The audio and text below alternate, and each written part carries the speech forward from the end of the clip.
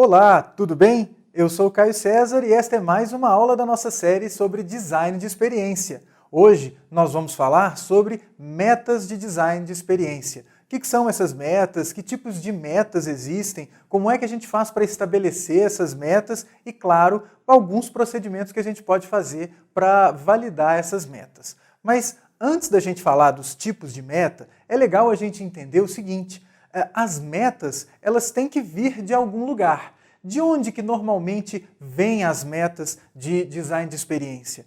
Preste atenção na tela. As metas de design de experiência costumam vir de 3 lugares ou de 3 momentos ou de 3 origens diferentes.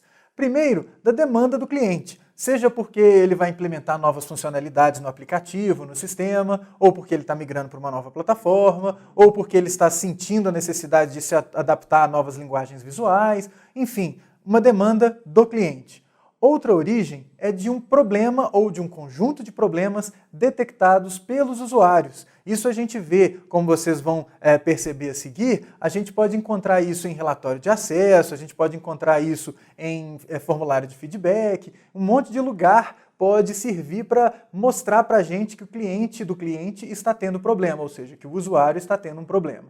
Uma outra fonte de metas é de um diagnóstico exploratório feito no momento de início de trabalho de redesign. Então, quando você vai começar o redesign de um produto interativo, é muito comum a gente fazer um procedimento analítico. Você pode fazer uma análise heurística, você pode fazer um expert review, ou você pode até fazer um procedimento empírico, um teste com o usuário. E a partir daí você identifica problemas. E esses problemas é que vão determinar para a gente algumas dicas ou algumas metas para a gente seguir neste novo design, ou se tratar de um produto novo, deste produto que você está desenvolvendo. Tá? Então, preste atenção na tela.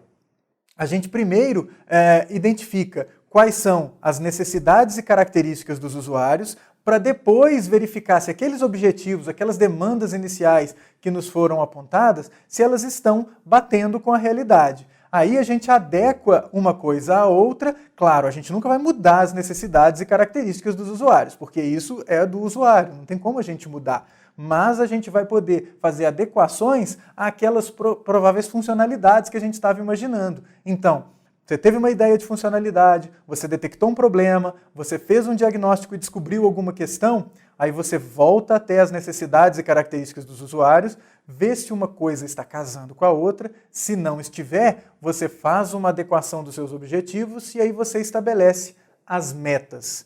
Então, as metas de design de experiência, elas servem para isso. Elas servem para que a gente consiga validar aquelas propostas que a gente fez quando a gente está desenvolvendo uma experiência, ou quando a gente iniciou o desenvolvimento de uma experiência.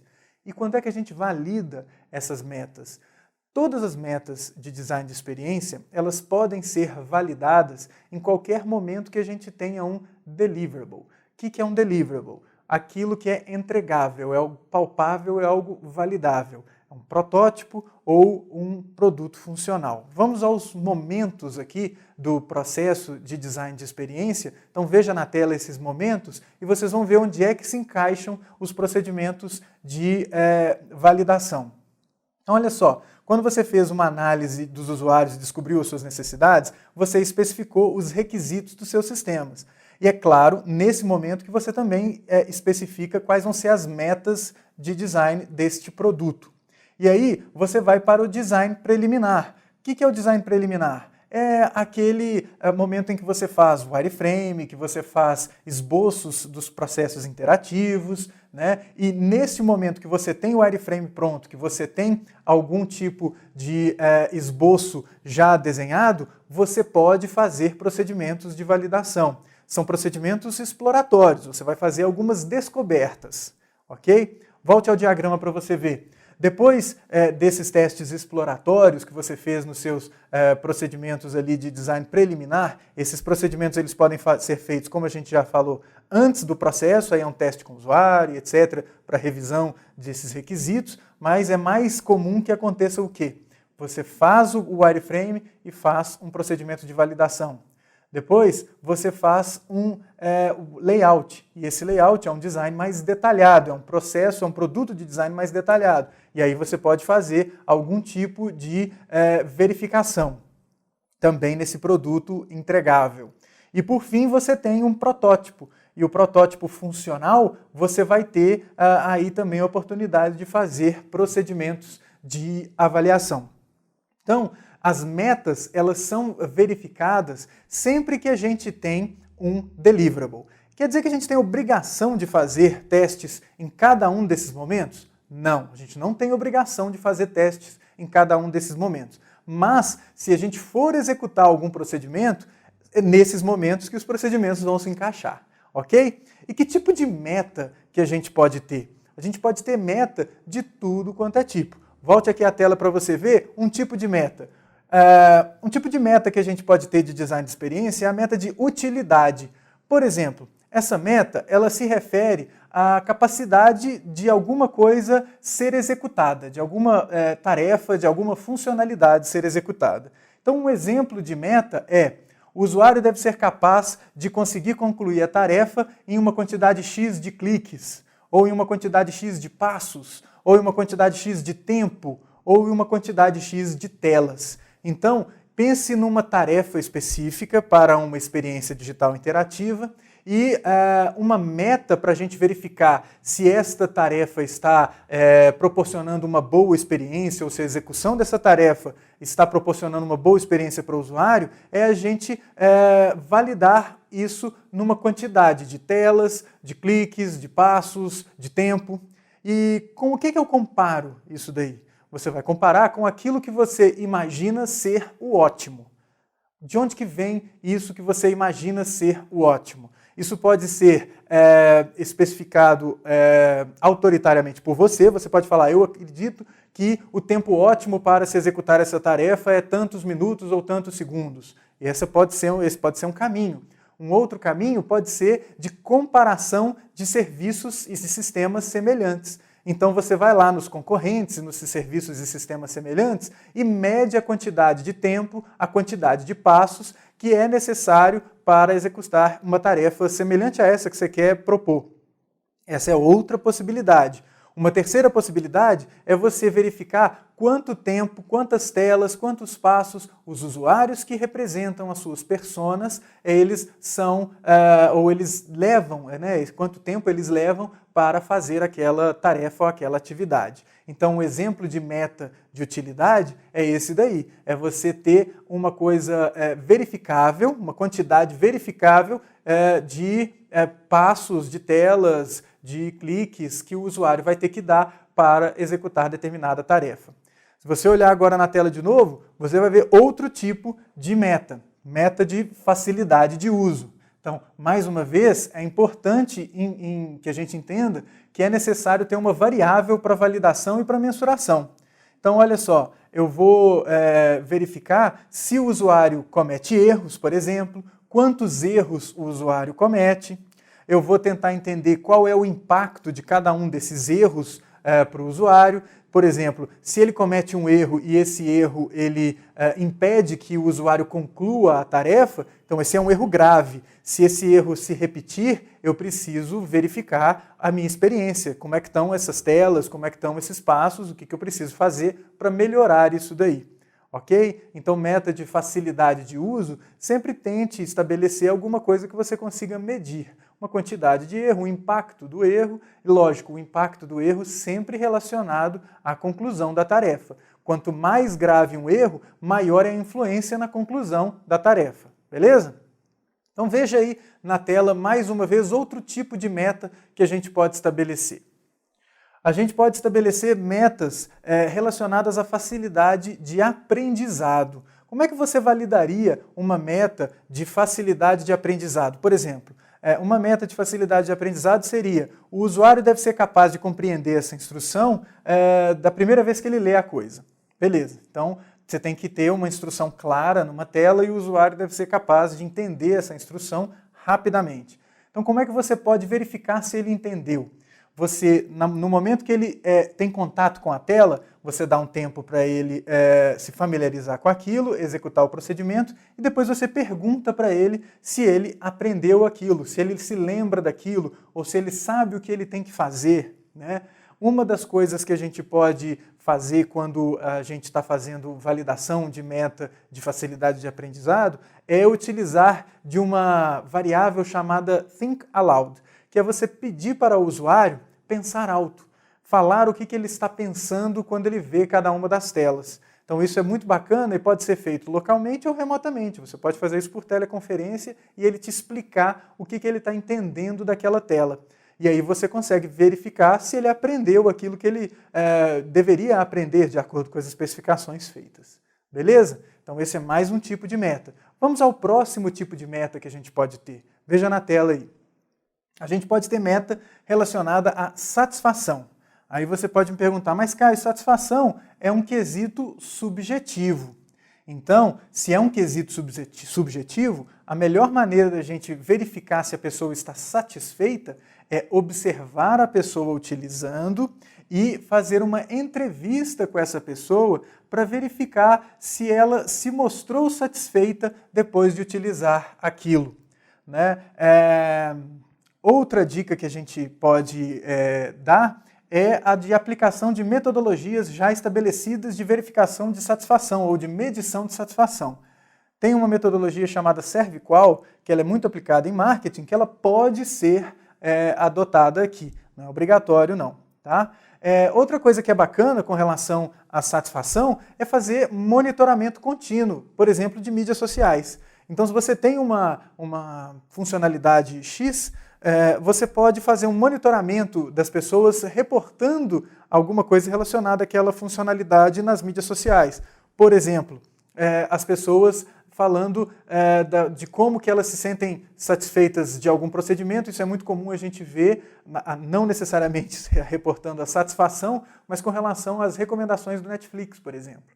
Então essa é uma possibilidade. Outra maneira de você entender satisfação é como que as pessoas usam as coisas que você sugeriu. Então vê lá, da mesma forma que o Netflix sugere coisas, o Spotify também sugere coisas para os usuários. E aí você pode fazer um acompanhamento nos seus relatórios de acesso daquelas sugestões, quantas vezes os usuários que você imaginou que iriam gostar daquilo, eles realmente gostaram, e como é que você vê que eles gostaram? Eles clicaram, eles consumiram aquilo que você sugeriu. Essa é uma maneira de verificar satisfação. Outra coisa que você pode fazer é diretamente chamar o usuário, fazer o procedimento e depois conversar com ele. É o mais usual que a gente costuma fazer para verificar a satisfação de um sistema interativo. E é uma maneira bem bacana e bem direta, que você pode também expandir aquilo que você vai coletar de informação e pegar um panorama geral também de percepção do usuário com relação ao sistema. Isso pode ser muito bacana, tá? Veja na tela outro exemplo de meta que a gente pode ter para a experiência. A gente pode fazer um procedimento de prevenção de erros. Então, como que a gente faz isso, né? Então, uma meta relacionada à prevenção de erros seria: eu quero que o usuário ele não consiga fazer uma besteira, sei lá, de apagar um e-mail sem querer, ou apagar uma mensagem, ou se descadastrar, ou tirar um item do carrinho, sem que ele efetivamente saiba o que está fazendo. Então, eu vou colocar em algum momento uma tarefa, ou em algum momento de uma tarefa, algo que possa levar o usuário a cometer um erro. Então, isso pode acontecer de que forma? Eu posso, no meu script de teste, no meu roteiro, eu posso pensar em algum procedimento de agora você tem que trocar um produto de quantidade, ou trocar um produto na sua sacola de compras, e vamos ver como é que ele vai fazer o procedimento, vamos ver se vai dar para ele errar fazendo esse procedimento. Ou se eu sei que as pessoas estão cometendo erros ou abandonando o processo de compra quando elas estão, ou elas têm que cadastrar um novo endereço. Então essa é uma outra chance de dar erro, né? Ou de aplicar um cupom de desconto, aí é outro momento em que pode acontecer o erro. Então se eu sei que nesses momentos as pessoas estão abandonando procedimentos, abandonando as tarefas, saindo do roteiro de interação, eu posso, no meu teste, no meu procedimento de validação com o usuário, colocar alguma coisa nesse sentido para ele executar e ver como é que ele se comporta na hora que ele está executando aquilo. E vendo como é que eu poderia prevenir aquele erro. Será que com uma janela de alerta? Será que com um aviso? Será que com, sei lá, se as pessoas estão deixando de se cadastrar e você percebe isso via Crazy Egg, por exemplo, que as pessoas estão deixando de cadastrar na hora que elas vão preencher CPF. E aí você pode fazer algum tipo de validação de CPF ou retirar uma validação que pode vir a estar atrapalhando o usuário a preencher o CPF e verificar se eles cometem esse erro ou se esse procedimento vai ser mais suave dali por diante. Então, uma meta que você pode ter é a meta de prevenção de erros, ok? Mas olha só, quando a gente está falando de estabelecimento de metas, a gente não está falando só desses tipos que eu mencionei aqui, não. Esses são alguns, os mais comuns. Veja na tela algumas observações importantes. As metas de design de experiências, elas podem ser validadas e verificadas a partir da análise dos seus relatórios de acesso. Então você dá uma olhada lá no seu Analytics e você vai ver onde é que está acontecendo problema. E dali você pode tirar metas também. Então, você pode proativamente identificar problemas nos seus relatórios e ali sugerir as alterações, sugerir que alguma coisa seja consertada. Outra coisa que é importante a gente saber é que a realização de procedimentos com usuários, embora seja recomendada para verificar metas e até para descobrir problemas, ela não é obrigatória, tá bom? Você pode entender que as metas elas podem vir de análise heurística ou de processos como percurso cognitivo ou expert review, tá bom? Então, embora eu tenha falado aqui várias vezes que é importante a gente prestar atenção em comportamento do usuário, não é obrigatório você envolver o usuário. Às vezes não tem grana, não tem tempo, você pode fazer isso de outra forma. E, por fim, a gente não precisa estabelecer metas relacionadas a todos esses quesitos para todos os momentos do desenvolvimento, senão você vai ficar com muito procedimento para ser executado e o seu cronograma pode ser comprometido. A gente pode escolher alguns quesitos e concentrar algumas metas de apenas alguns desses quesitos em algumas das avaliações que você vai realizar, ok? Então isso é muito importante, utilizar o bom senso na hora da gente estabelecer as metas e na hora da gente validar essas metas, beleza? Bom, eu espero que vocês tenham gostado dessa pequena aula, que vocês tenham tirado proveito, e se vocês quiserem saber mais a respeito, eu recomendo a leitura do livro do Jeffrey Rubin. O livro do Jeffrey Rubin ele é bem bacana, ele pode te ajudar bastante nesse processo, ok? Bom, é isso aí, eu fico por aqui e qualquer coisa que você precisar, pode mandar um e-mail e a gente vai conversando. Um abraço e até a próxima!